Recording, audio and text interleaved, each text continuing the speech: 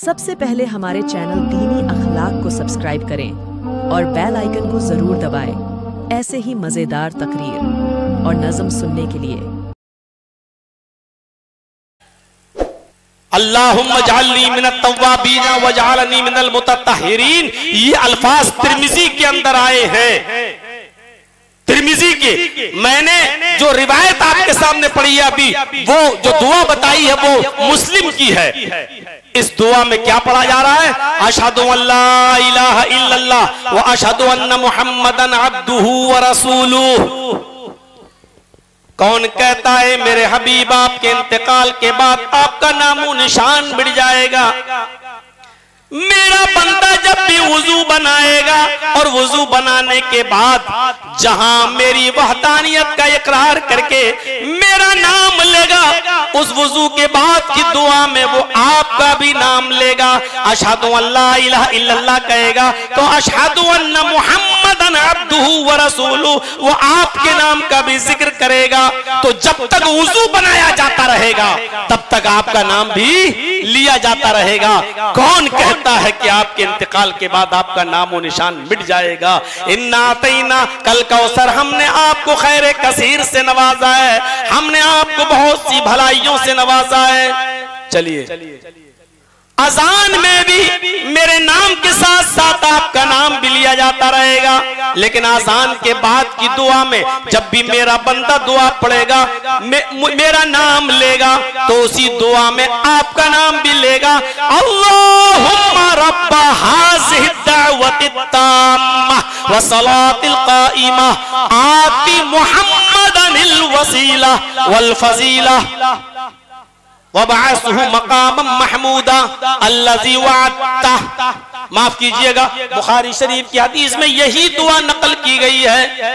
वद्दरजतिर रफिया का लफ्ज किसी सही हदीस से साबित नहीं है, इसलिए वो मैंने पढ़ा भी नहीं है। बुखारी शरीफ की हदीस में वबअसहु मकामम महमूदा इतनी दुआ आई है। तो जहां नाम अल्लाह का लिया जा रहा है, अल्लाहुम्मा रब्बा हाज़िहि दावतित ताम्मा, जहां रब का नाम लिया जा रहा है, अल्लाहुम्मा कहकर अल्लाह का नाम लिया जा रहा है, वही आती मुहम्मदनिल वसीला, मुहम्मदुर रसूलुल्लाह के नाम का भी तस्करा हो रहा है।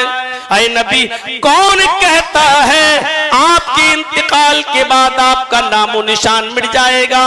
कौन कहता है आपके इंतकाल के बाद आपका दीन और आपका नाम खत्म हो जाएगा? जब तक अजान होती रहेगी और अजान के बाद दुआ पढ़ी जाती रहेगी, आपका नाम भी लिया जाता रहेगा। आइए अब नंबर आता है नमाज का। अंदर दाखिल हुए मस्जिद में, अल्लाहु अकबर कहकर आपने नमाज शुरू कर दी, अल्लाह का नाम लिया, अल्लाहुम्मा बारिद बैनी व बैन खताया, या दुआ पढ़ी, सुब्हानक अल्लाहुम्मा व बिहम्दिका व तबारक अस्मुका दुआ पढ़ी, अल्हम्दुलिल्लाहि रब्बिल आलमीन अर्रहमानिर रहीम मालिकी यौमिद्दीन। आपने अल्लाह की वहदानियत और उसकी रुबूबियत का इकरार किया। रुकू में गए तो सुब्हान रब्बियल अज़ीम या सुब्हानक अल्लाहुम्मा रब्बना व बिहम्दिका अल्लाहुम्मा इग़फिरली। आपने अल्लाह की तस्बीह बयान की और मग़फ़िरत तलब की। जहां आप अल्लाह का नाम ले रहे हैं, अल्लाह कहता है मेरे बंदो, आए मोहम्मद सल्लल्लाहु अलैहि वसल्लम, आए मेरे हबीब, कौन कहता है आपका नामो निशान मिट जाएगा? जब तक दुनिया में मेरी इबादत होती रहेगी, नमाज पढ़ी जाती रहेगी और नमाज में मेरा बंदा मेरा नाम लेगा, तो नमाज खत्म करने से पहले, नमाज में सलाम फेरने से पहले, नमाज कंप्लीट करने से पहले अत्तहियात में बैठकर वो आपका नाम भी लेगा। अशहदु अन्ना मुहम्मदन अब्दुहु व रसूलुहु, और दरूद शरीफ पढ़ेगा तो आपका नाम भी लेगा, अल्लाहुम्मा सल्ली अला मुहम्मद अल्लाहुम्मा बारिक अला मुहम्मद। तो जब तक नमाज पढ़ी जाती रहेगी और मेरा नाम लिया जाता रहेगा, तब तक आपका भी नाम लिया जाता रहेगा।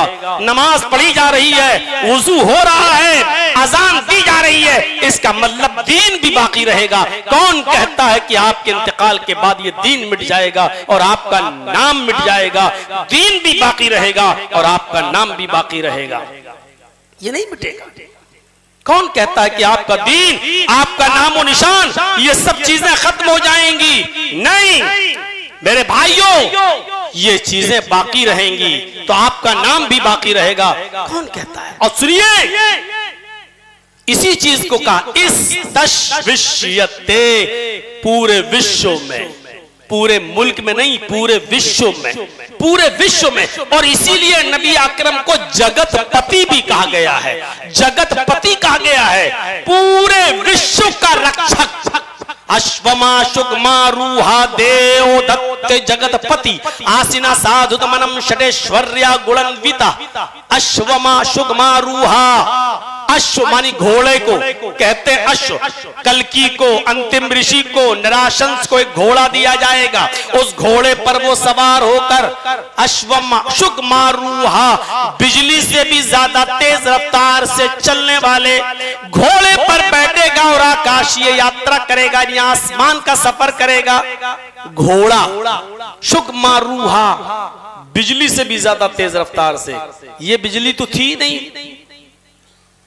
आसमानी बिजली, आसमानी बिजली जो बादल में जो कड़कते हैं, बिजली जो चमकती है, उस बिजली की तरफ इशारा है। वो घोड़े की रफ्तार आसमानी बिजली की तरह होगी, आकाशीय बारिश वाली बिजली। एक सेकंड में 1,86,000 मील की रफ्तार तय करती है वो रोशनी। एक सेकंड में 1,86,000 मील की रफ्तार तय करती है।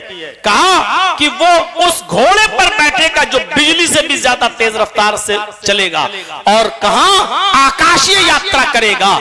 अरबी में इस तेज रफ्तार से चलने वाले घोड़े को या सवारी को अरबी में बुर्राक कहा जाता है, जो बर्क से बना है। अरबी में बर्क के माना भी होते बिजली के, और बुर्राक उसी से बना है। उसकी रफ्तार बिजली से भी ज्यादा तेज रफ्तार से थी।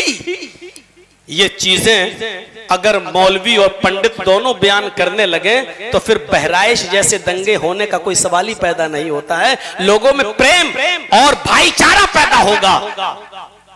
अवाम बिल्कुल नहीं चाहती है कि लोगों में नफरतें पैदा हो। ये सिग्नल कहां से दिए जाते हैं, ये ग्रीन लाइटें कहां से मिलती हैं? यहां जो बैठे हैं न वो बेवकूफ हैं, न हम बेवकूफ हैं, न हमारे खोपड़ियों में भैंस का गोबर भरा हुआ है, और न ये हिंदुस्तान की आवाम के जहनों में गोबर भरा हुआ है। ये अच्छी तरीके से जानते हैं कि सिग्नल मिलते कहां से हैं, और सिग्नल मिलते ही ये सारे हादसे क्यों होते और कैसे होते हैं, वो सिग्नल कौन देता है? मेरे भाइयों, मेरा नाम लेना जरूरी नहीं है, लेकिन लोग इतने बेवकूफ हैं नहीं, लोग इतने पागल नहीं हैं, और लोग इतने आज ना समझ नहीं है कि वो समझ नहीं सके कि इतनी बड़ी जुर्रत और इतनी बड़ी हिम्मत पैदा कैसे होती है लोगों के अंदर, और किसकी पुष्टपनाही होती है। अश्वमा शुगमा रूहा देव दत्त जगतपति, वो घोड़ा बुर्राक, बिजली से भी ज्यादा तेज रफ्तार, उस पर बैठकर अल्लाह के नबी ने आकाशीय यात्रा की। यानी आप गए बैतुल मक़दिस और फिर गए जन्नत और जहन्नम का दीदार किया, मेराज हुई आपकी। बताना यह था वो घोड़ा किसको दिया जाएगा, वो बुर्राक किसको मिलेगा? जगतपति। जगतपति, जगत के माना विश्व, दुनिया, वर्ल्ड, और पति के माना रक्षक, पति के माना मुहाफिज। पूरी दुनिया के मुहाफिज को, पूरी दुनिया के रक्षक को। एक औरत के पति को, दूल्हा को पति इसीलिए कहा जाता है क्योंकि वो अपनी पत्नी, अपनी बीवी की पूरी जिंदगी का मुहाफिज हो जाता है। निकाह करने के बाद उसने उसको अपनी हिफाजत में ले लिया, उसको इसीलिए पति कहा जाता है क्योंकि वो अपनी बीवी की इज्जत और आबरू का मुहाफिज है। पति के माना दूल्हा नहीं होते हैं, पति के माना रक्षक के होते हैं। अगर पति के माना दूल्हा के करोगे तो बहुत खराबियां पैदा हो जाएंगी। राष्ट्रपति, तर्जमा करो, क्या करोगे? राष्ट्र मानी देश, पति मानी दूल्हा, पूरे देश का दूल्हा। और उस हिसाब से आप क्या कहोगे? हमारे देश की इस वक्त की राष्ट्रपति को तो राष्ट्रपत्नी कहना चाहिए, लेकिन नहीं, क्योंकि वो पूरे राष्ट्र की मुहाफिज हैं, रक्षक हैं, इसलिए पति ही का शब्द इस्तेमाल किया जाएगा। कभी कहा जाता ना लखपति है यार वो आदमी, करोड़पति है वो आदमी, तो लखपति और करोड़पति का मतलब क्या है? 1 लाख औरतों का दूल्हा, 1 करोड़ औरतों का दूल्हा नहीं, 1 करोड़ रुपए का मुहाफिज। लखपति लाखों रुपए का मुहाफिज। सेनापति क्या तर्जमा करोगे? सेना का दूल्हा, सेनापति पूरी सेना का मुहाफिज। तो पति के माना क्या होते हैं? मुहाफिज के, जगतपति। अंतिम ऋषि के लिए, मोहम्मद रसूलुल्लाह के लिए, नराशंस के लिए क्या जुमला इस्तेमाल हुआ? जगतपति, पूरी दुनिया का मुहाफिज, पूरी दुनिया का रक्षक। और हिफाजत तभी होती है जब किसी के अंदर रहम का जज्बा हो। जर्जीस के अंदर से रहम निकाल लिया जाए, मेरे भाइयों, अपने घर को आग लगा देगा क्योंकि रहम नहीं है। अपनी बीवी को जला के मार डालेगा क्योंकि रहम नहीं है। अपने बच्चों को कत्ल कर देगा क्योंकि रहम नहीं है। रहम जिसके अंदर होगा वही रक्षक होगा। इसलिए कुरान ने जगतपति के लफ्ज को रहमतुल लिल आलमीन के सिफत से मुत्तसिफ कर दिया है, क्योंकि जब रहमत होगी तभी हिफाजत होगी। वमा अरसलनाका इल्ला रहमतल लिल आलमीन, ऐ मोहम्मद सल्लल्लाहु अलैहि वसल्लम, हमने आपको पूरी दुनिया का रक्षक नहीं बल्कि पूरी दुनिया के लिए रहमत बनाकर भेजा है। पूरे विश्व के लिए, पूरे आलम के लिए, सारी कायनात के लिए हमने आपको रहमत बनाकर भेजा है। आप बेवाओं के लिए भी रहमत, यतीमों के लिए भी रहमत, गरीबों के लिए भी रहमत, मिस्कीनों के लिए भी रहमत, आप इंसानों के लिए भी रहमत, जानवरों के लिए भी रहमत, बूढ़ों के लिए भी रहमत, बच्चों के लिए भी रहमत, हैवानात व नबातात व जमादात के लिए भी रहमत, आप कैदियों के लिए भी रहमत, आप गैर मुस्लिमों के लिए भी रहमत। आपकी रहमत आम है, आप रहमतुल लिल आलमीन है, आपकी रहमत सबके लिए है। जब रहमत सबके लिए है तो सब मुहाफिज हैं, आप सबके मुहाफिज हैं क्योंकि सबके ऊपर आप रहम करते हैं। तो मेरे भाइयों, ये जुमला इस्तेमाल किया है। कौन कहता है कि आपका नामो निशान मिट जाएगा? लक़द कान लकुम फी रसूलिल्लाहि उस्वतुन हसना, लक़द कान लकुम फी रसूलिल्लाहि उस्वतुन हसना। रसूलुल्लाह सल्लल्लाहु अलैहि वसल्लम की जिंदगी में तुम्हारे लिए बेहतरीन नमूना है। अल्लाह ताला ने नबी अकरम की पूरी जिंदगी को नमूना बना दिया है। आपकी पूरी जात को आइडियल और मॉडल और नमूना बना दिया है। आप नबी के नाम की बात करते हो? नहीं, नबी का नाम तो बाकी रहेगा ही।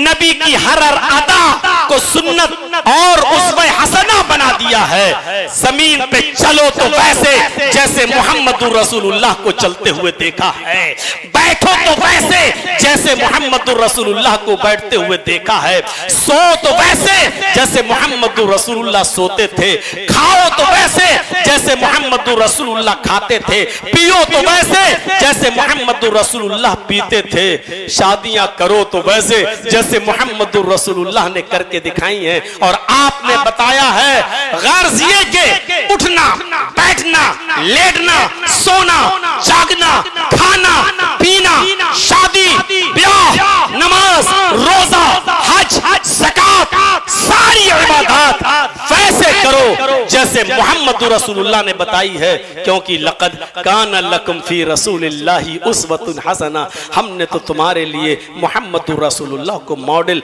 और आइडियल बना के भेजा है। ये खैर कसीर नहीं है, रसूल की जात को ही मॉडल बना दिया। कयामत के दिन अल्लाह जर्जीस से ये सवाल नहीं करेगा, जर्जीस साहब जोहर की 10 पढ़ते थे कि 12 पढ़ते थे। कयामत के दिन अल्लाह ये नहीं पूछेगा जर्जीस साहब मगरिब की 5 पढ़ते थे कि 7 पढ़ते थे, मौलाना जर्जीस साहब तरावी 8 पढ़ते थे या 20 पढ़ते थे। अल्लाह ये सवाल नहीं करेगा। अल्लाह ये कहेगा हमने तो तुम्हें एक आइडियल दिया था, एक मॉडल दिया था, एक नमूना दिया था, मुझे बताओ तुम्हारी नमाजें उस आइडियल, उस नमूने के मुताबिक हैं या नहीं है? होंगी तो कबूल, नहीं होंगी तो रिजेक्ट। वो आइडियल, आपको किसी कंपनी का कोई कलम, कोई पेन आपको पसंद आ जाए और आप उस मसलन ये बोतल है 100 ml की, 200 ml की, आप कोई बहुत पसंद आई, आप इस फैक्ट्री के पास गए और आपने उससे कहा साहब ये आपकी कंपनी का हमें मॉडल बहुत पसंद आया है, मुझे 1000 बॉटल ऐसी बना दीजिए। उसने कहा ठीक है, आप 2 दिन के बाद आकर ले जाइएगा, आपका ऑर्डर मिल गया, मैं तैयार कर दूंगा, इतना रुपया लगेगा। आपने कहा ठीक है मैं दूंगा। 2 दिन के बाद लेने गए, उसने आपके इस मॉडल के मुताबिक बोतल नहीं बनाई। उसने सोचा इतनी बोतलें बनाने में बहुत टाइम लगेगा, पानी ही तो भरना है, तो बजाय 200 ml के हम 1 लीटर वाली बोतल बना देते हैं। और उसने आपको 1 लीटर वाली बोतल बना के आपको दे दी। और आपने कहा अरे ये क्या किया, मैं तो आपको एक मॉडल लेकर गया था। उसने कहा साहब उसमें टाइम लग रहा था, बोतल ज्यादा थी बनती, आपको पानी तो पीना है, इसमें 200 ml है, उसमें 1000 ml, बस फर्क इतना ही तो है, वो 5 गुना ज्यादा बड़ी हो गई है, बोतल भी कम लगेगी, आपका खर्चा भी कम लगेगा। आपने कहा नहीं चाहिए मुझे तो हर एक आदमी को अलग अलग बोतल देना थी। आपने चूंकि मेरे मॉडल के मुताबिक, मेरे नमूने के मुताबिक आपने बोतल नहीं बनाई है, इसलिए हम आपकी बोतल नहीं लेंगे, हटाइए इसको, हमें नहीं चाहिए, हमारा पैसा वापस कर दो। मेरे भाइयों आप नहीं लेंगे, क्यों? क्योंकि उसने आपके मॉडल के मुताबिक, उसने आपके नमूने के मुताबिक बोतल नहीं बनाई, चश्मा नहीं बनाया, पेन नहीं बनाया, या जो मॉडल आप देकर आए हैं उसने उस मॉडल के खिलाफ काम किया है, आपके दिए हुए नमूने के मुताबिक उसने काम नहीं किया, आप वो चीज नहीं लेंगे। अल्लाह रब्बुल आलमीन भी ये देखेगा। इधर आओ, तुम्हारा रुकू वैसा था या नहीं था जैसे जनाबे मोहम्मद रसूलुल्लाह ने बताया? तुम्हारा कयाम वैसा था या नहीं जैसे मोहम्मद रसूलुल्लाह ने करके दिखाया? तुम्हारा सजदा वैसे था कि नहीं जैसे मोहम्मद रसूलुल्लाह ने करके बताया? अगर हाँ, हमने तो तुम्हें इबादत करने के लिए एक मॉडल दिया था, एक नमूना दिया था, अगर तुमने उस नमूने के मुताबिक अमल किया तो ठीक है। खड़े होकर कहो ना जर्जीज साहब कि मैंने 2000 रकातें पढ़ी हैं, अल्लाह हमने रात रात भर इबादतें की हैं, मुंह पे मार दी जाएंगी, इसलिए कि अल्लाह के दिए हुए मॉडल और नमूने के मुताबिक नहीं है। आप जब कयाम करते थे, हजरत आयशा फरमाती हैं कि मैं घर में नबी की नमाज देखा करती थी, जब आप कयाम करते थे तो ऐसा लगता था कि अब रुकू नहीं करेंगे, करना भूल गए। जब रुकू करते थे तो ऐसा लगता था जैसे रुकू से अब उठेंगे ही नहीं और रुकू ही में सारा वक्त लगा देंगे। जब रुकू से उठते, दोनों हाथों को बुलंद करते और कहते समी अल्लाहु लिमन हमीदा रब्बना वलकल हम्द, इतनी देर तक अल्लाह के नबी रुकू के बाद खड़े रहते कि मैं ये समझने लगती सजदा करना भूल गए, सजदा करना भूल गए। नबी के नमाज को देखो, आइडियल देखो, नमूना देखो मेरे भाइयों। अल्लाह के नबी रुकू के बाद जब सजदे में जाते तो इतनी देर खड़े रहते कि ऐसा लगता कि जैसे सजदा करना भूल गए। सजदा करके उठते, पहला सजदा किया, पहला सजदा करके बैठे। सहाबा कहते हैं दूसरा सजदे में जाने से पहले इतनी देर तक बैठे रहते कि मुझे लगता कि दूसरा सजदा करना भूल गए। हम अपनी नमाजों का जरा जायजा लें। समी अल्लाहु लिमन हमीदा, अल्लाहु अकबर, कौवे की चोंचों वाली और ठेंगों वाली नमाजों पर हम गौर करें और फिर हम लड़ाई लड़ें। मेरे भाइयों, आए नबी, कौन कहता है कि आपका दीन मिट जाएगा और आपका नामो निशान मिट जाएगा? जब तक इबादतें भी आपके तरीके के मुताबिक ना हो, इबादत मेरी लेकिन तरीका आपका, जब तक मेरा बंदा मेरी इबादत आपके बताए हुए तरीके के मुताबिक नहीं करेगा, तब तक उसकी नमाज भी नहीं होगी। इसलिए फरमाया लक़द कान लकुम फी रसूलिल्लाहि उस्वतुन हसना, हमने आपकी जिंदगी को, मोहम्मद रसूलुल्लाह की जिंदगी को लोगों के लिए तुम्हारे लिए नमूना बना दिया है। रसूलुल्लाह की जिंदगी में तुम्हारे लिए बेहतरीन आइडियल है, बेहतरीन नमूना है। इसलिए याद रखिएगा, उठना, बैठना, लेटना, सोना, जागना, खाना पीना, शादी ब्याह, नमाज रोजा, हज, ज़कात, तिजारत, बिजनेस, लेन देन, ये सारी चीजें शरीयत में मौजूद हैं, उसका तरीका बताकर गए हैं अल्लाह के नबी सल्लल्लाहु अलैहि वसल्लम। अगर हमारा नबी के तरीके पर नहीं है तो फिर मामला गड़बड़ है, मामला गड़बड़ है। बैठी हुई हैं आज तलाकशुदा लड़कियां, समाज के अंदर हालात इतने खराब हैं कि अगर किसी का शौहर मर जाए और 2 बच्चे छोड़कर जाए तो बेचारी वो खातून अब डर की वजह से शादी नहीं करती है कि अब लोग क्या कहेंगे, देखो 2 बच्चे भी हैं, अब इन्हीं को पढ़ाएंगे लिखाएंगे, पाल पोस के बड़ा कर लेंगे, अब हम दूसरी शादी नहीं करेंगे। क्यों? समाज के डर से, मुआशरे के डर से वो बैठी रहती है, लेकिन दूसरी शादी करने के लिए उसका ज़मीर तैयार नहीं होता है। उसके पास जज्बात हैं, उसके पास इरादे हैं, वो जानती है कि दूसरी शादी मेरे लिए बेहतर है, लेकिन जानती है अगर कर लेंगे तो समाज क्या कहेगा, सोसाइटी क्या कहेगी। मेरे भाइयों, हजरत खुनैस, बुखारी उठाइए, हजरत खुनैस रज़ी अल्लाह ताला अन्हु जो जंगे बद्र के अंदर जख्मी हो गए, ये हजरत उमर फारूक रज़ी अल्लाह ताला अन्हु के दामाद थे और नबी अकरम ने अपनी बेटी हजरत खुनैस को दी हुई थी सफिया। हजरत उमर ने अपनी बेटी सफिया हजरत खुनैस को दी हुई थी। जंगे बदर में जख्मी हो गए और फिर इस जख्म की ताब ज्यादा न ला सके और इसी बीमारी में उनका इंतकाल हो गया। जैसे हजरत खुनैस का इंतकाल हुआ और हजरत सफिया की इद्दत खत्म हुई तो हजरत सफिया के निकाह की फिक्र हजरत उमर फारूक को हुई।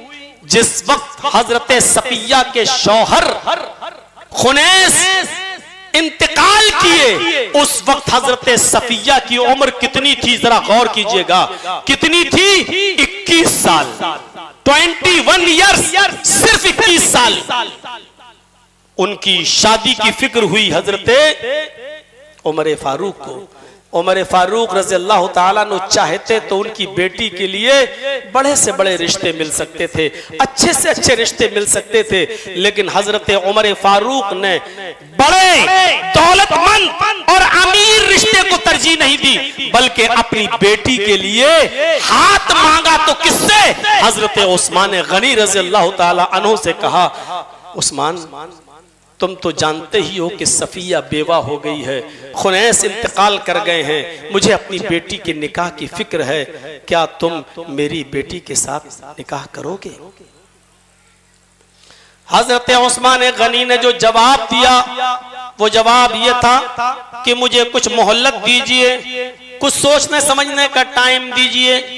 कुछ दिनों के बाद हजरत उमर ने फिर उस्मान से पूछा, उस्मान क्या हुआ, तुमने कुछ दिन का टाइम मांगा था, मेरी बेटी सफिया से निकाह के बारे में तुम्हारा क्या इरादा है? हजरत उस्मान कहते हैं उमर फारूक से कि उमर इरादा नहीं हो पा रहा है, मशवरा भी किया लोगों से और मैंने भी गौर किया तो अभी कोई इरादा नहीं बन पा रहा है, यानी मैं निकाह करने के लायक नहीं, मैं निकाह नहीं कर सकता। हजरत उमर फारूक ने कहा कोई बात नहीं। अब हजरत उमर फारूक ने अपनी बेटी के लिए दूसरी बार जिसके सामने जबान खोली, जरा गौर से सुनिएगा, आपने वो जबान खोली हजरत अबू बकर सिद्दीक से। आए अबू बकर, तुम तो जानते ही हो कि मेरी बेटी बेवा हो गई है, खुनैस का इंतकाल हो गया है, मैं चाहता हूं कि अपनी बेटी का हाथ तुम्हें दे दूं और तुम मेरी बेटी सफिया से निकाह कर लो। हजरत अबू बकर सिद्दीक ने कोई जवाब नहीं दिया। हजरत उमर कहते उस्मान गनी के इनकार से मुझे इतनी तकलीफ नहीं हुई, उस्मान गनी के इंतकाल से मुझे इनकार से इतनी तकलीफ मुझे नहीं हुई जितना अबू बकर की खामोशी से मुझे तकलीफ हुई। उन्होंने कुछ नहीं, ना खामोश होकर चले गए। कुछ दिनों के बाद जनाब मोहम्मद रसूलुल्लाह सल्लल्लाहु अलैहि वसल्लम का पैगाम आ गया। हजरत उमर से कि आपकी बेटी सफिया बेवा हो गई और मैं आपकी बेटी सफिया से निकाह करना चाहता हूं। हजरत उमर ने खुशी खुशी अपनी बेटी सफिया का निकाह मोहम्मद रसूलुल्लाह सल्लल्लाहु अलैहि वसल्लम के साथ कर दिया। मैं बताना ये चाहता हूं बेटी की उम्र कितनी है? 21 साल। बेटी के लिए अमीर रिश्ते भी मिल सकते हैं, दौलतमंद भी मिल सकते हैं, लेकिन हजरत उमर अपनी बेवा बेटी के लिए दौलतमंद रिश्ते की फिक्र नहीं कर रहे हैं, बल्कि अपनी बेटी की उम्र 21 साल उसका कुफ भी नहीं ढूंढ रहे हैं कि 25 साल का लड़का मिल जाए, 26-28 साल का मिल जाए। उनके लिए हजरत उस्मान से गुफ्तगू कर रहे हैं, उस्मान क्या तुम मेरी बेटी से निकाह करोगे? हजरत उस्मान गनी जो तकरीबन हजरत उमर फारूक की उम्र के, जरा गौर करो। आज के जमाने में तो बहुत जल्दी कह दिया जाता है इतनी छोटी लड़की से, अरे वो तो उसकी बेटी की उम्र की है। ये सोच, ये ज़हनियत हमारे मुआशरे में हो सकती है। बेटी जैसी लड़की से शादी कर ली, अरे बेटी जैसी, अरे वो तो उसको बेटी बना लेना चाहिए, अरे वो तो उसकी बेटी लगती है। ये हमारे मुआशरे में ये ज़हनियत तो हो सकती है, लेकिन शरीयत के अंदर ये ज़हनियत का कोई सबूत नहीं है। मेरे भाइयों, फिर जब उस्मान गनी ने इनकार किया तो हजरत अबू बकर की उम्र और मोहम्मद रसूलुल्लाह की उम्र तकरीबन 2-2.5 साल का फर्क, बस इससे ज्यादा नहीं। जरा आप अंदाजा लगाइए। लेकिन अबू बकर सिद्दीक ने जब कोई जवाब नहीं दिया तो मोहम्मद रसूलुल्लाह के साथ निकाह हो गया। बाद में हजरत अबू बकर सिद्दीक ने उस्मान गनी को हजरत उमर को पकड़ा और कहा शायद तुम मुझसे नाराज हो। कहा जी मैं नाराज हूं। आप खामोश हो गए, आपने मुझे जवाब के लायक नहीं समझा, इसलिए नाराज हूं। हजरत अबू बकर सिद्दीक ने कहा ये नाराजगी खत्म करने के लिए मैं आया हूं, आपकी बेटी से निकाह करने के लिए मुझे कोई एतराज नहीं था। आपने जब मुझे पैगाम दिया तो मुझे कोई एतराज नहीं था, लेकिन मैंने मोहम्मद रसूलुल्लाह को तस्करा करते हुए सुना था, वो आपकी बेटी से निकाह करना चाहते थे और मुझे मालूम था नबी का इरादा, लेकिन नबी के इस राज को फाश करना मैंने मुनासिब नहीं समझा। मैंने सोचा अगर अल्लाह रब्बुल आलमीन की तरफ से ये हुक्म होगा तो नबी का निकाह हो ही जाएगा, और नहीं होगा तो बाद में मैं तो कर ही लूंगा। लेकिन नबी अकरम सल्लल्लाहु अलैहि वसल्लम मुझसे कह चुके थे, अपना राज बता चुके थे, और मैंने अपना नबी का ये राज आपसे जाहिर करना मुनासिब नहीं समझा। जब ये बात कही तब नाराजगी दूर हुई हजरत उमर फारूक के दिल से। मैं बताना ये चाहता हूं कि बेवा या मुतल्लका औलाद की इतनी फिक्र होती थी, ये बाप की जिम्मेदारी है कि अपनी तलाकशुदा बेटी और बेवा बेटियों का निकाह कराएं। समाज और सोसाइटी को अगर आप बुराइयों से पाक और साफ रखना चाहते हो, अगर आप चाहते हो कि अय्यारी और मक्कारी और अय्याशी से हमारा मुआशरा पाक और साफ रहे, तो रसूलुल्लाह के इस तरीके को भी नाफिज करना होगा। मेरे भाइयों, उन बेवा और मुतल्लका लड़कियों की शादी की फिक्र भी पूरे समाज को होनी चाहिए। लड़की के माँ बाप को भी, लड़के के माँ बाप को भी, और समाज को इस नजर सब समाज को बचना चाहिए इस नजरिए से कि अच्छा 4 बच्चियों की अम्मा अब शादी करेगी, 4 बच्चों का बाप अब शादी करेगा, अब तो उसको अपने बेटों की शादी कराना चाहिए, चला अपनी शादी करने के लिए। हजरत अब्दुल्ला इब्ने उमर फरमाया करते थे अगर मुझे ये पता चल जाए मेरी बीवी का इंतकाल हो जाए, कोई न रहे, और मुझे ये पता चल जाए कि मैं 15 दिन भी जिंदा रहूंगा और 15 दिन के बाद मेरा इंतकाल हो जाए, तो इस 15 दिन के लिए भी मैं तन्हा नहीं रहूंगा। मैं इन 15 दिनों के लिए भी एक नेक लड़की का इंतखाब करके उससे शादी करूंगा, उसको बीवी बना के लाऊंगा, भले ही 15 दिन बाद मेरा इंतकाल हो जाए, क्योंकि मैं चाहूंगा कि अल्लाह से जब मिलूं तो पाक और साफ हालत में मिलूं, ताहिर और मुतहिर की हालत में मिलूं, पाक और साफ हालत में मिलूं। अगर मुझे ये पता चल जाए कि 15 दिन भी मैं जिंदा रहूंगा तब भी मैं निकाह कर लूंगा, क्योंकि अल्लाह ताला से पाक और साफ मिलना है तो शादीशुदा होकर इंतकाल करो। कैसा लग रहा है हमारा मुआशरा? अब कैसा लग रहा है कुरान और हदीस की रोशनी में हमारी सोसाइटी? जरा गौर करो मेरे भाइयों। तो जिस तरीके से नबी की पूरी जिंदगी आइडियल है, नमूना है, उसी तरीके से नबी की जिंदगी के सारे आमाल नमूना है। आपकी नमाज की तरह हमारी नमाज, आपके रोजे की तरह हमारे रोजे, और अमल और आपकी दावत।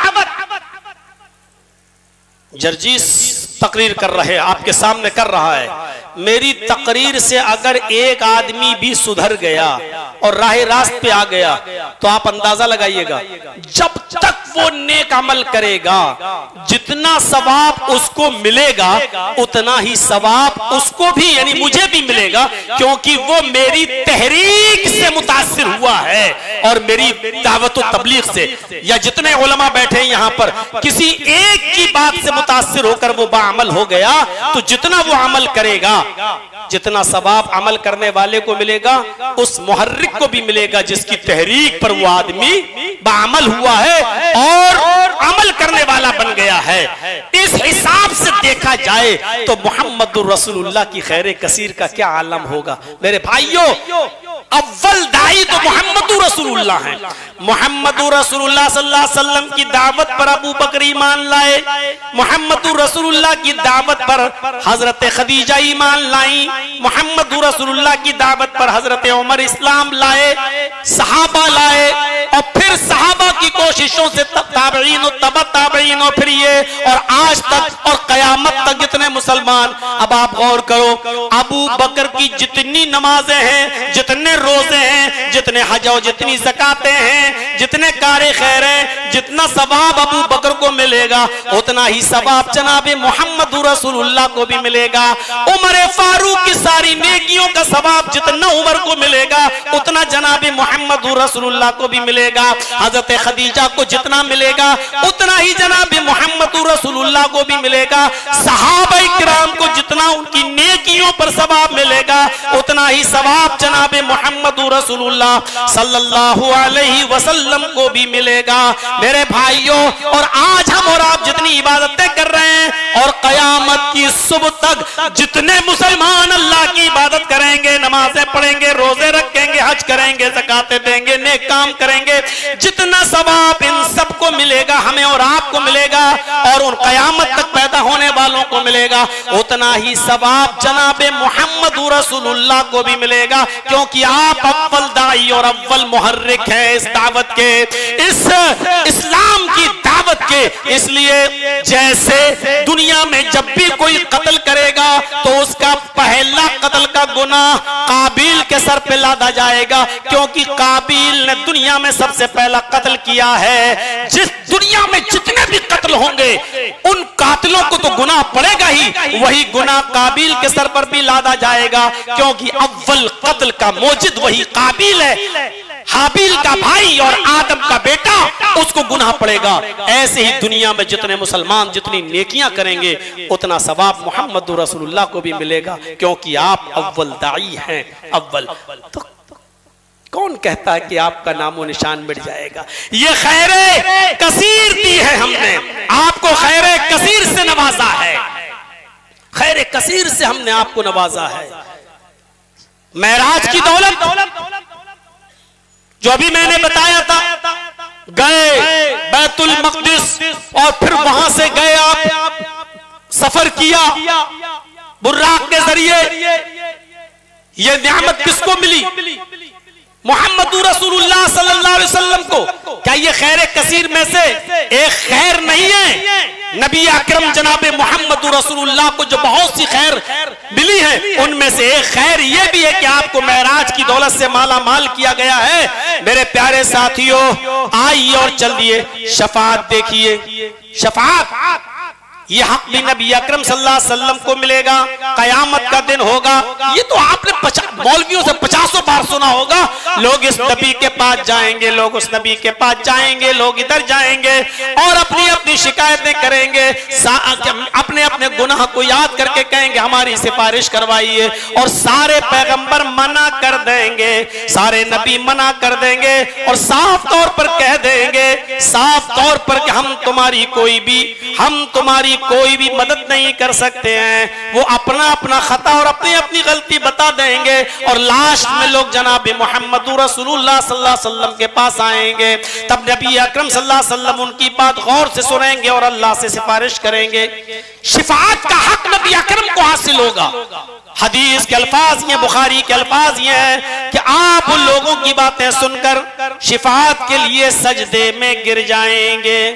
शिफाअत के लिए नबी अकरम जनाब मोहम्मद रसूलुल्लाह सल्लल्लाहु अलैहि वसल्लम सजदे में गिर जाएंगे और अल्लाह की हम्दो सना बयान करेंगे जितनी अल्लाह चाहेगा, और अल्लाह जितनी आपकी जबान से निकलवाना चाहेगा उतनी हम्दो सना अल्लाह के नबी अल्लाह की अदा करेंगे। उसके बाद आवाज आएगी, इरफा रासक, आए मोहम्मद सल्लल्लाहु अलैहि वसल्लम अपने सर को उठाओ, आए मोहम्मद सल्लल्लाहु अलैहि वसल्लम अपने सर को उठाओ। नबी अकरम सल्लल्लाहु अलैहि वसल्लम अपना सर उठाएंगे। अल्लाह ताला कहेगा सल, कहा जाएगा सल, मांगो तो होता, जो मांगोगे तुम्हें दिया जाएगा। वशफी तुशफ़ा, सिफारिश करो, शिफाअत करो, आपकी सिफारिश कबूल की जाएगी। तब अल्लाह के नबी इस इजाजत के बाद सिफारिश का काम करेंगे, सिफारिश, और फिर अल्लाह ताला जितने लोगों को चाहेगा उतने लोगों को बख्श देगा। नबी जितनों को चाहे बख्शवा दें, ये नहीं होगा।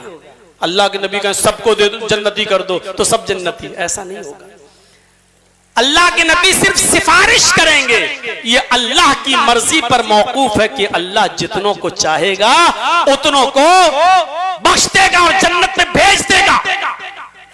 मंज़ल्लज़ी यशफ़उ इंदहु इल्ला बिइज़्निह, कौन है जो अल्लाह की इजाजत के बगैर उसके दरबार में सिफारिश कर सके?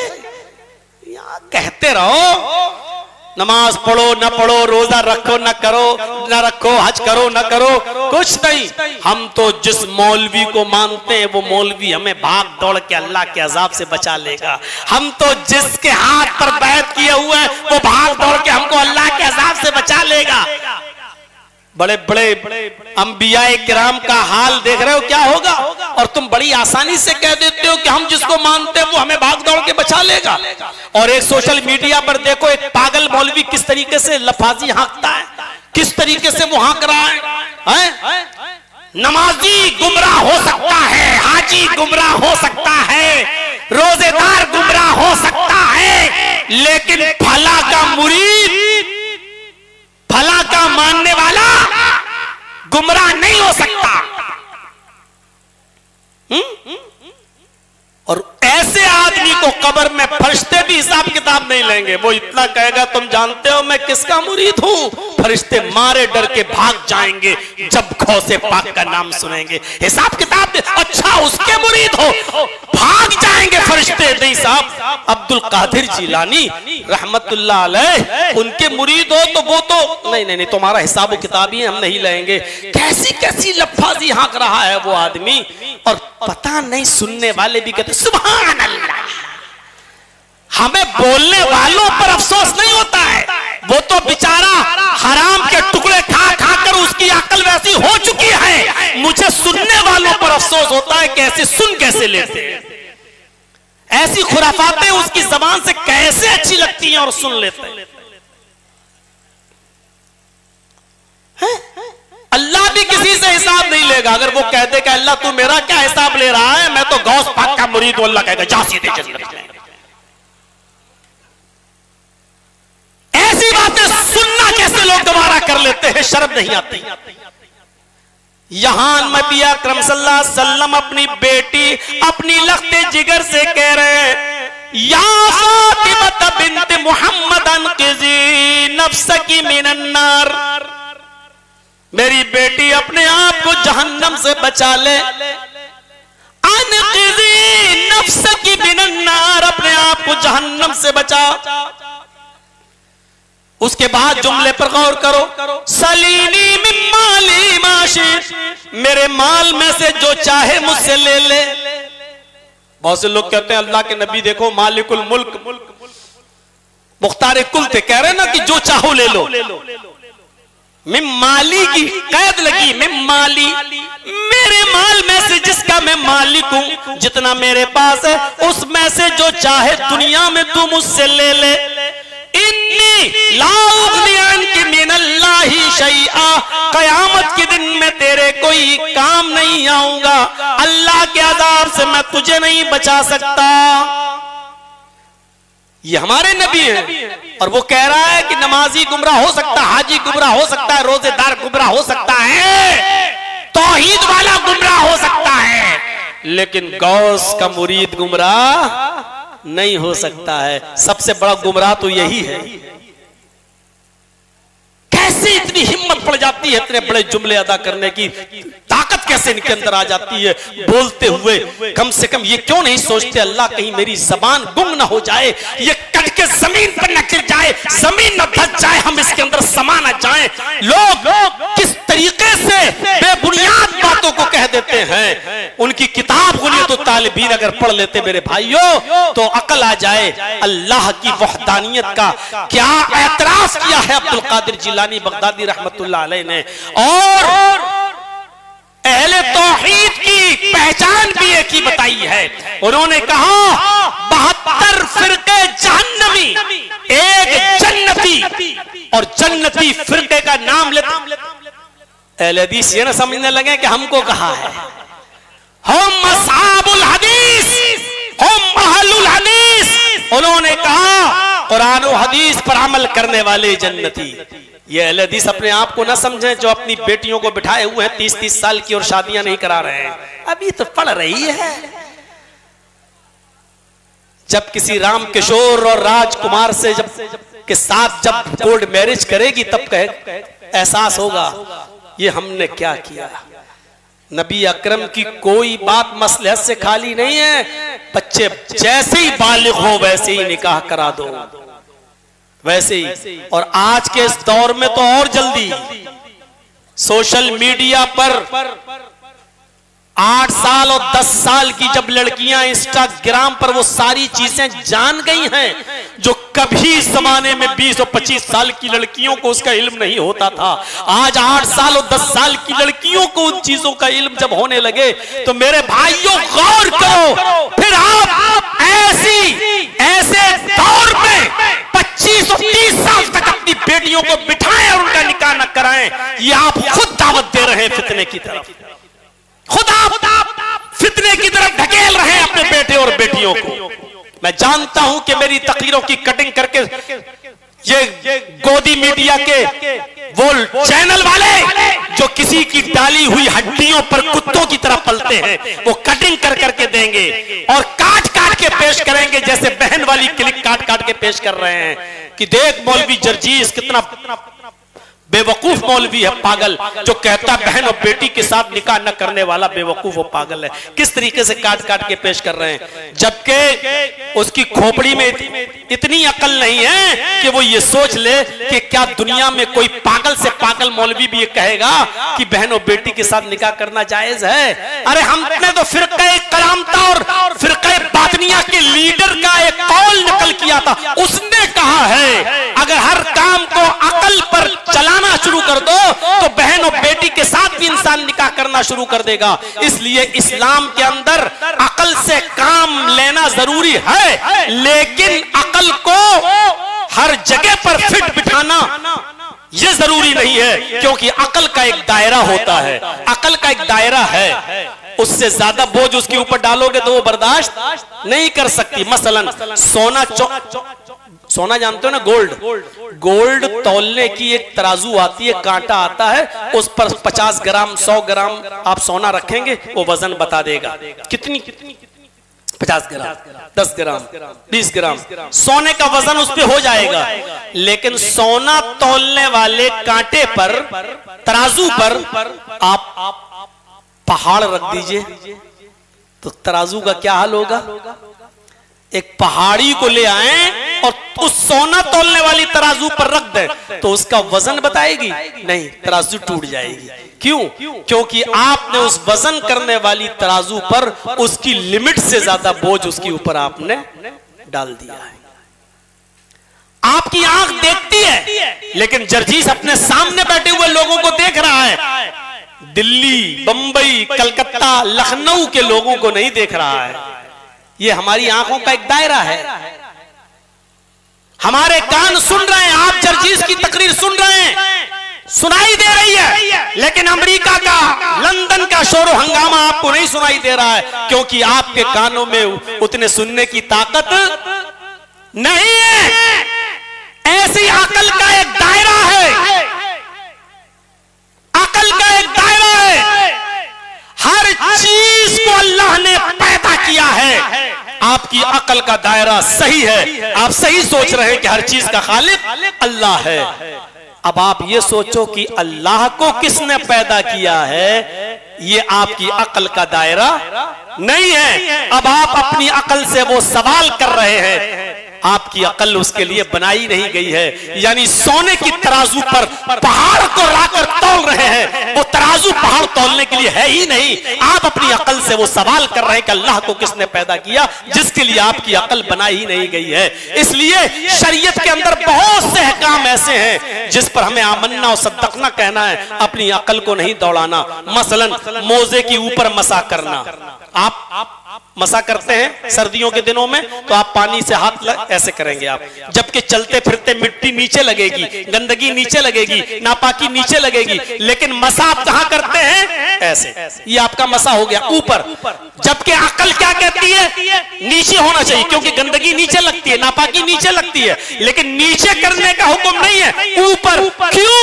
हमें नहीं मालूम, अल्लाह के नबी सल्लल्लाहु अलैहि वसल्लम ने हमें बता दिया, हमें मानना है। लड़का लड़की दोनों मां के पेट से पैदा होते हैं। पैदा होने के बाद लड़का अगर पैदा हुआ है और दूध पीता अपनी मां का, तो उसके पेशाब पर सिर्फ छींटा मारा जाएगा। लेकिन लड़की चाहे कितनी छोटी हो, चाहे वो दूध ही क्यों ना पीती हो अपनी मां का, अगर वो पेशाब कर देगी तो लड़की का पेशाब धोया जाएगा। लड़की और लड़के के पेशाब में ये फर्क क्यों, हमें नहीं मालूम। हमारी अकल इस लायक नहीं है जो ये समझ सके। हमारे नबी ने कह दिया, हमें मानना है। मेरे भाइयों, इसी तरीके से हर चीज का खालिक अल्लाह है, हमने मान लिया। लेकिन अल्लाह को किसने पैदा किया, ये सवाल जब आए तो फौरन कहो औज़ु बिल्लाहि मिनश शैतानिर रजीम, क्योंकि आप अपनी अकल से वो सवाल कर रहे हैं जिसके लिए आपकी अकल को बनाया ही नहीं गया है। आप अपनी अकल से उसकी लिमिट से ज्यादा काम ले रहे हैं, इसके लिए हमारी और आपकी अकल बनाई ही नहीं गई है। इसलिए इतना याद रखिए, अकल का भी एक दायरा होता है, अकल का भी एक दायरा। तो अल्लाह के नबी जनाब मोहम्मद रसूलुल्लाह सल्लल्लाहु अलैहि वसल्लम सिफारिश कराएंगे। ये अल्लाह की मर्जी के ऊपर मौकूफ है कि जितने लोगों को करेगा बख्शेगा, बख्श देगा। लेकिन अल्लाह के नबी को सिफारिश का और शिफात का हक दिया जाएगा। बहुत सी चीजें जो जनाब मोहम्मद रसूलुल्लाह को खैर कसीर में दी गई हैं, उनमें से एक चीज इताअत तो इत्तिबा भी है। कितनी बड़ी खैर, कितनी बड़ी खैर है ये। हमें हर हाल में रसूल की इताअत करना है, और रसूल की इताअत करेंगे तो क्या मिलेगा? कुल्लु उम्मती यदखुलूनल जन्नह इल्ला मन अबा। मेरी उम्मत का हर शख्स जन्नत के अंदर जाएगा। हर उम्मती मेरा, हर शख्स जन्नत में जाएगा, इल्ला मन अबा, लेकिन वो नहीं जिसने मेरा इनकार किया। कालू मन या अबा या रसूल अल्लाह। सहाबा ने सवाल किया, अल्लाह के नबी इनकार करने वाला कौन है? ऐसा कौन शख्स होगा जो आपका इनकार करे, आपको मानता भी और आपका इनकार भी करे? फरमाया मन अतानी दखलल जन्नह। जो मेरी इताअत करेगा वो जन्नत के अंदर दाखिल होगा। जो मेरी इताअत करेगा वो जन्नत के अंदर दाखिल होगा। वमन आसानी फकत अबा, और जिसने मेरी नाफरमानी की उसने इनकार किया।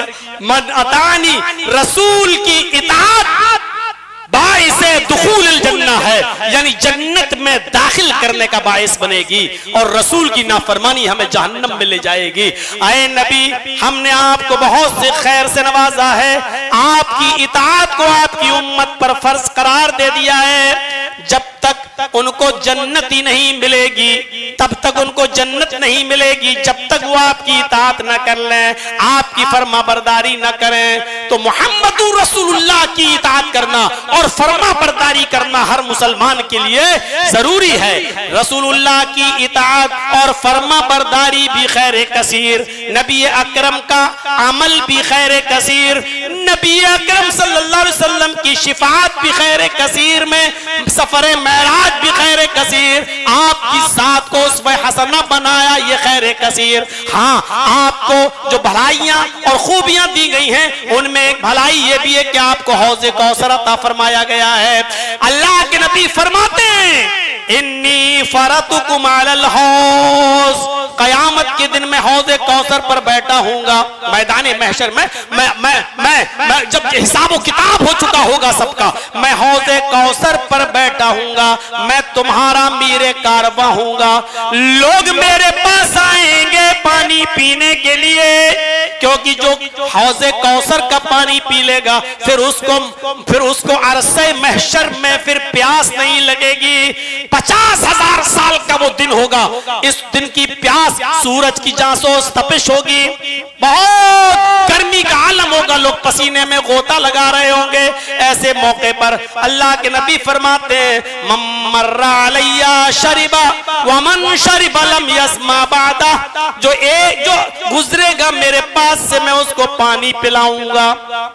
हौज़े कौसर पे मैं बैठा हूँगा, तुम्हारा मीरे कारवां हूँगा, जो मेरे पास से गुजरेगा मैं उसको पानी पिलाऊंगा। मम्मर्रा अलैया शरिबा, जो मेरे पास से गुजरेगा पानी पिएगा। वमन शरिबा लम यस्मा बादा, और जो एक बार पानी पी लेगा उसके बाद उसको प्यास नहीं लगेगी। वो पानी बर्फ से ज्यादा ठंडा, दूध से ज्यादा सफेद होगा, शहद से ज्यादा मीठा होगा। जो एक बार उस पानी को पी लेगा फिर जब तक वो मैदान महशर में रहेगा उसको प्यास नहीं लगेगी। फरमाते हैं ला यरिदन्ना अलैया अक़वाम, मेरे पानी पिलाने के दरमियान कुछ लोग हमारे पास आएंगे पानी पीने के लिए। जैसे वो मेरे करीब आएंगे युहालु बैनी व बैनहुम, फरिश्ते उनके और मेरे दरमियान दीवार हाइल कर देंगे, एक पर्दा लगा देंगे। कहां जा रहे हो? पानी पीने। नहीं जा सकते हो। क्यों?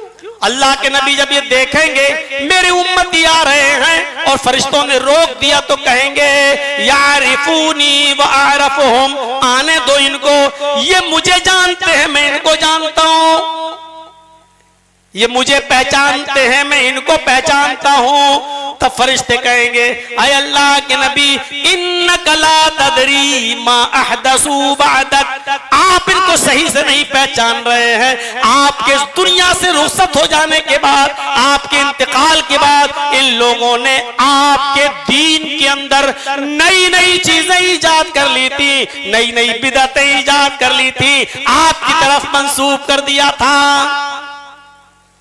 कैसे जायज के फतवे देने की कोशिशें की जाती हैं। देख लीजिए 12 तारीख आने दीजिए रबीउल अव्वल की, और अभी गुजरी है। और आपको मालूम होगा पाकिस्तान के अंदर क्या हुआ, 20 किलो का एक केक काटा गया, 20 किलो का 12 रबीउल अव्वल को 20 किलो का एक केक, और उस केक पे लिखा था मुहम्मदुर रसूलुल्लाह, पूरे केक पर मुहम्मदुर रसूलुल्लाह। और उस केक को काटते हुए कहा गया था हैप्पी बर्थडे या रसूल अल्लाह, ये कहकर उस पर छुरी चलाई गई थी और खिलाया गया था एक दूसरे को। जश्न मनाया गया 12 रबीउल अव्वल को 20 किलो का केक काटकर, और उस पर लिखा था मुहम्मदुर रसूलुल्लाह। लफ्ज़े मोहम्मद पर छुरी चलाते हुए ए बेगैरतों, तुम्हारे ज़मीर क्यों नहीं पिघले? तुमने लफ्ज़े मोहम्मद पर छुरी चलाना कैसे गवारा कर लिया?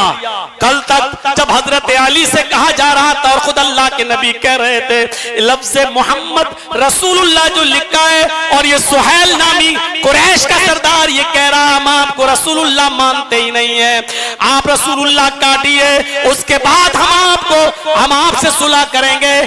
जब हजरत अली ने कलम हाथ में लिया, अल्लाह के नबी ने फरमाया कि इसको काट दो, तो हजरत अली रज़ी अल्लाह ताला अन्हु ने जो जवाब दिया था वो जवाब ये था अय अल्लाह के रसूल, अल्लाह ने आपको रसूलुल्लाह बनाकर भेजा है, मेरे हाथों में इतनी जुर्रत नहीं है, मेरे हाथों में इतनी ताकत नहीं है कि मैं उस रसूलुल्लाह के लफ्ज को काट दूं जिसको अल्लाह ने रसूल बनाकर भेजा है।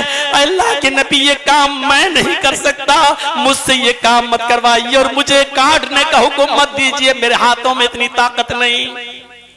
तब अल्लाह के नबी ने कलम अपने हाथ में ले लिया और फरमाया, है अली, तब मुझे ये बता दो कि कहां लिखा हुआ है। और जब हजरत अली ने बताया तब अल्लाह के रसूल ने सुलह के खातिर, शांति बहाल, अमन व अमान कायम हो उसके लिए आपने लफ्ज रसूलुल्लाह काट दिया। जिस लफ्ज रसूलुल्लाह को काटने के लिए हजरत अली का हाथ कांप गया, बेगैरत हो, तुम्हारे जमीर क्यों नहीं कांपते, तुम्हारे दिल क्यों नहीं कांपते, और अपने आप को आशिक रसूल होने का दावा करते हो, लेकिन शर्म तुम्हें नहीं आती। 20 किलो का केक काट बनाकर मोहम्मद रसूलुल्लाह लिखकर उसको टुकड़े टुकड़े किया गया, छुरी से काटा गया और खिलाया गया और बाकायदा जश्न मनाया गया। यही मोहब्बत रसूल का मयार है। फरमाया आ फरिश्तों ने, ऐ मोहम्मद रसूलुल्लाह सल्लल्लाहु अलैहि वसल्लम, आप इनको बुला रहे पानी पिलाने के लिए, नहीं ये पानी नहीं पिएंगे, ये हकदार नहीं है। इन्नका ला तदरी मा अहदसू बअदक, आपके इंतकाल के बाद इन्होंने आपके दीन को बदल दिया था, नई नई चीजें दीन के अंदर ईजाद कर दी थी। अल्लाह के नबी जब ये सुनेंगे तो कहेंगे तब ठीक है, सोहकन सोहकन लिमन गय्यरा दीनी, मेरी आंखों के सामने से भी इनको दूर कर दो जिन्होंने मेरे दीन को बदल दिया था, हटा दो मेरी आंखों के सामने, हटा दो हौज़े कौसर से, नहीं पिलाओ इनको पानी, ना आने दो इनको, ये हमारे दीन को बदलने वाले लोग हैं, हटा दो। मेरे भाइयों, बिदअतियों को वहां से हटा दिया जाएगा, दीन में नई नई चीजें निकालने वालों को हौज़े कौसर में नबी अकरम के हाथ का पानी भी नहीं मिलेगा। ये नबी अकरम की खैर कसीर थी। और खुद जात के ताल्लुक से देख लो, इब्ने माजा की रिवायत है, अल्लाह के नबी सल्लल्लाहु अलैहि वसल्लम फरमाते हैं, आसमान से 2 फरिश्ते जमीन पर आए, एक फरिश्ता ऊपर रुक गया और दूसरा फरिश्ता नीचे आया। नीचे वाला फरिश्ता ऊपर वाले फरिश्ते से कहता है, नीचे वाला फरिश्ता ऊपर वाले से पूछता है, हुआ हुआ, क्या ये वही रसूल है जिसकी तरफ हमें भेजा गया है? ऊपर वाला फरिश्ता कहता, काला नाम, हाँ यही है। फिर ऊपर वाला फरिश्ता कहता, जिन्हु बिरजुलिन मिन उम्मतिही, तराजू लायो, इस शख्स को तराजू के एक पल्ले पर रखो और दूसरे पल्ले पर इसकी उम्मत के एक आदमी को रखो और तराजू उठाकर देखो कौन भारी है।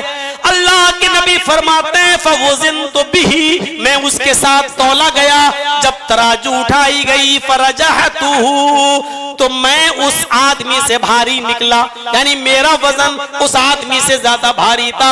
ऊपर वाले फरिश्ते ने नीचे वाले फरिश्ते को हुक्म दिया, जिन्हु बिअशरा, इसको 10 आदमियों के साथ तौलो।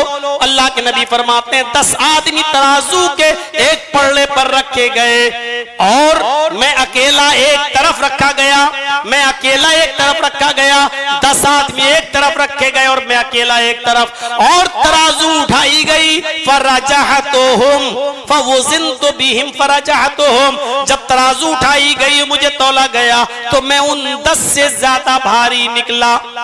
ऊपर वाले फरिश्ते ने कहा, जिन्हु बिमियतिन, इस आदमी को 100 लोगों के साथ तौलो।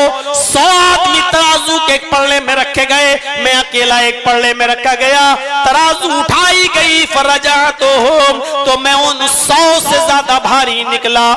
जिन्हु बिअल्फ, ऊपर वाले फरिश्ते ने नीचे वाले फरिश्ते से कहा कि इस आदमी को 1000 आदमियों के साथ तौलो, इस आदमी को 1000 लोगों के साथ तौलो, इसकी उम्मत के 1000 लोगों को तराजू के पल्ले पर रखा गया और एक तरफ मुझे रखा गया। फिर तराजू उठाई तो अब नक्शा क्या बयान किया अल्लाह के नबी ने, जैसे तराजू उठाई तो वो 1000 लोग इतने हल्के थे, तराजू के हल्के होने की वजह से, मेरी वजन की वजह से इतने हल्के थे, कअन्नी अंजुरु इलैहिम यंतशिरून अलैया मिन खिफ़्फ़तिल मीज़ान, तराजू इतनी हल्की हुई कि वो एक दूसरे के ऊपर गिरने लगा। यानी जैसे कोई भारी चीज, ये एक खाली बोतल हो, तराजू की तरफ रख दो और झटके से ऐसे इस बोतल को ऐसे रख दो तो ये उछल जाएगी, हल्की चीज उछल जाएगी। अल्लाह के नबी फरमाते कि 1000 जब तराजू के एक तरफ रखे गए और मुझसे कहा बैठो, जब मैं दूसरी तरफ बैठा तो 1000 का पल्ला इतना हल्का हो गया कि यंतशिरून अलैया, वो सब इधर उधर बिखर गए, 1000 आदमी इधर उधर मुंतशिर हो गए, यानी मैं 1000 से भारी।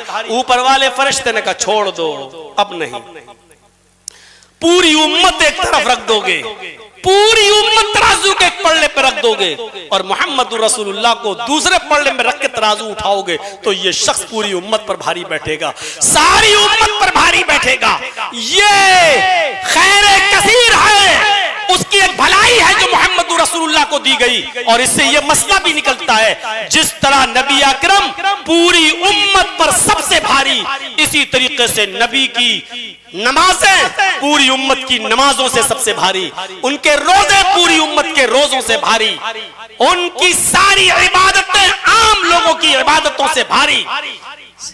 इसी तरीके से जिस तरह नबी का वजन पूरी उम्मत में सबसे भारी, इसी तरीके से नबी की एक नमाज एक तरफ रख दी जाए और पूरी दुनिया के पीरों, वलियों, मुहद्दिसों, मौलवियों और तमाम लोगों की इबादत तराजू के पल्ले पर रख दी जाए और फिर तराजू उठाई जाए तो अल्लाह की कसम सारी दुनिया के पीर, सारी दुनिया के वली, सारी दुनिया के मुहद्दिस, सारी दुनिया के मौलवी और सारी कायनात के लोगों की इबादतें मिलकर भी मोहम्मद रसूलुल्लाह की एक वक्त की इबादत के मुकाबले में उसके बराबर नहीं हो सकती हैं। ये मकाम है जनाबे मोहम्मद रसूलुल्लाह का।